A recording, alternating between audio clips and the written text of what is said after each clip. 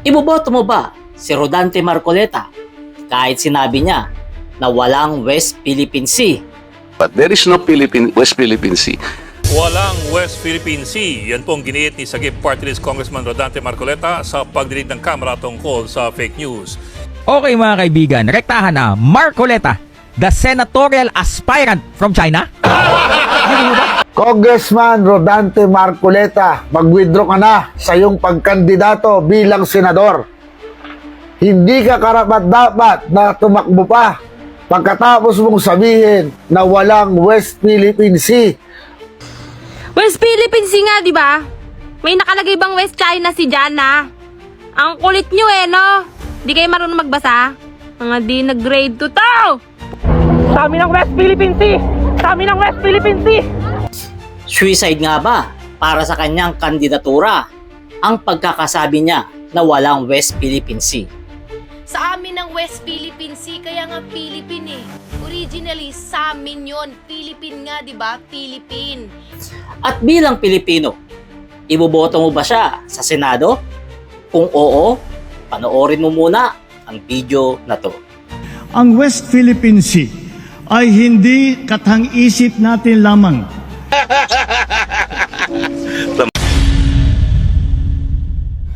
Sa isang pagdinig kahapon sa Kongreso, etong si Rodante Marcoleta, tila yata pinasukan ng hangin ang kanyang maliit na utak dahil sa sinabi niya na ito.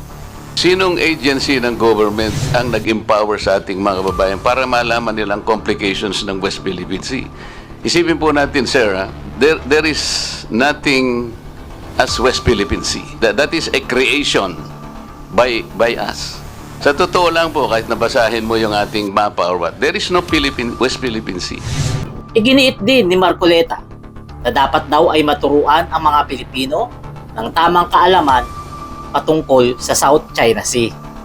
And we have to enlighten our people because if our people are able to distinguish what is fake and what is true, sila lang, they can always repel. Maski na konting tulong lang eh. Ang mga pahayag ni Marcoleta agad naman kinontra ng isang magaling at matapang na Commodore ng Coast Guard na si Commodore J. Tariela. Ituturing anya itong disservice at kahihiyan. Binigyang diin din ni Tariela ang minsang sinabi ni Pangulong Bongbong Marcos na ang West Philippine Sea ay hindi kathang-isip at ito ay sa Pilipinas. Kung matatandaan natin, panahon ni President Noynoy Aquino nang unang gamitin ang salitang West Philippine Sea sa lahat ng official communications ng gobyerno.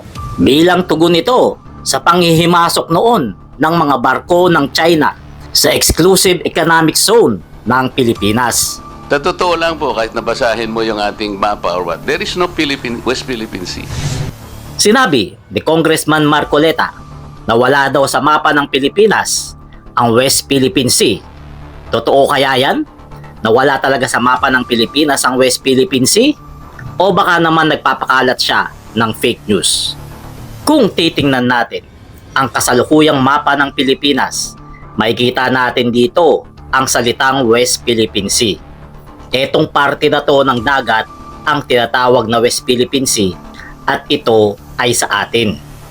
At kung titingnan natin itong 1734 na lumang mapa ng Pilipinas, makikita natin ang may bilog na pula, yan ang Panatag Shoal o mas kilalang Scarborough Shoal. At sa kasalukuyang mapa natin, narito pa rin ang Panatag Shoal. Ibig sabihin, matagal na nag-i-exist ang Panatag Shoal sa mapa ng Pilipinas.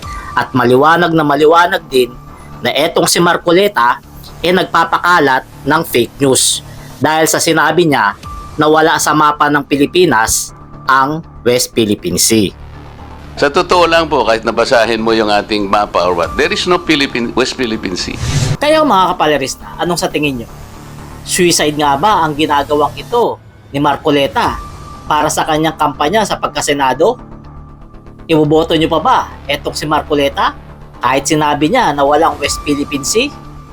Comment nyo na lang inyong reaction para ating mapag-usapan. Salamat.